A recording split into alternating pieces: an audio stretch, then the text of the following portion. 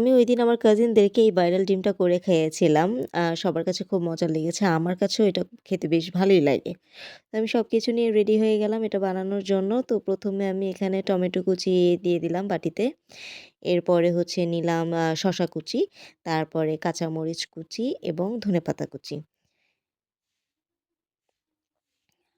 এরপরে এখানে আমি এড করে দিব শুকনা মরিচ পুড়ে আমি এটা দিয়েছি। শুকনা মরিচের গুঁড়াটা দিলে ফ্লেভারটা ভালোই লাগে।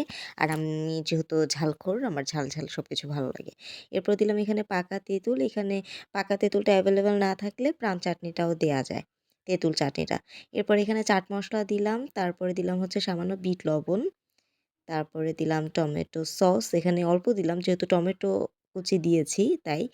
আর এরপরে দিয়েছি এখানে আ রেড যে চিলি সসটা আছে সেটা আমি এখানে দিয়েছি কিছুটা। তারপরে এগুলো খুব ভালোভাবে মেখে নেব। এটা না যত নরম করে মাখা হবে তত এটা বেশি ভালো লাগবে। বেশ কয়েকবার খেয়েছি তো আমি এটা আসলে বুঝতে পেরে গেছি যে এটা খুবই নরমভাবে করলে এটা খেতে ভালো লাগে। তো এখন সেদ্ধ ডিমগুলো হচ্ছে আমি নিয়ে নিয়েছি। এবার এখানে ছুরি দিয়ে কেটে তারপর এটার ভিতর দিয়ে ঢুকিয়ে দিলাম। ব্যাস একে, একে করে আমি সবগুলো ডিম এভাবে রেডি করে নিলাম।